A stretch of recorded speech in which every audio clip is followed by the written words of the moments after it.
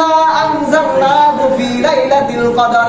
আমি আল্লাহ সুবহানাহু ওয়া তাআলা এই পৃথিবীর মধ্যে সবচাইতে দামি গ্রন্থ আল কোরআনকে রমজান মাসে লাইলাতুল কদরে নাযিল করেছি। এই লাইলাতুল কদরে আমি কোরআন নাযিল করেছি। ওয়া মা আদরাকা মা লাইলাতুল কদর। এই এক বছরের মধ্যে 360 থেকে 365 দিন হয়। এই 365-60 দিনের মধ্যে আমি আল্লাহ তাআলা কেন লাইলাতুল কদরকে বাছাই করলাম? ওয়া মা আদরাকা মা লাইলাতুল কদর। হে আমার বান্দারা, তোমরা কি জানো লাইলাতুল কদর কি? তোমরা কি জানো লাইলাতুল কদর কি? লাইলাতুল কদরে খায়রুম মিন আলফি শাহর। লাইলাতুল কদর হলো 1000 মাসের চেয়েও সর্বশ্রেষ্ঠ। সুবহানাল্লাহ।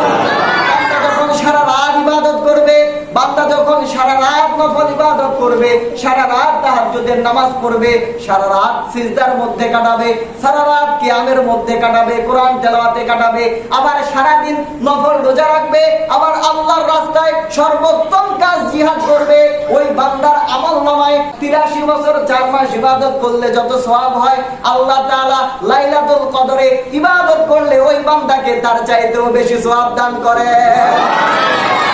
এক রাতের ইবাদত 83 বছর 4 মাসের চাইতেও বেশি সওয়াব।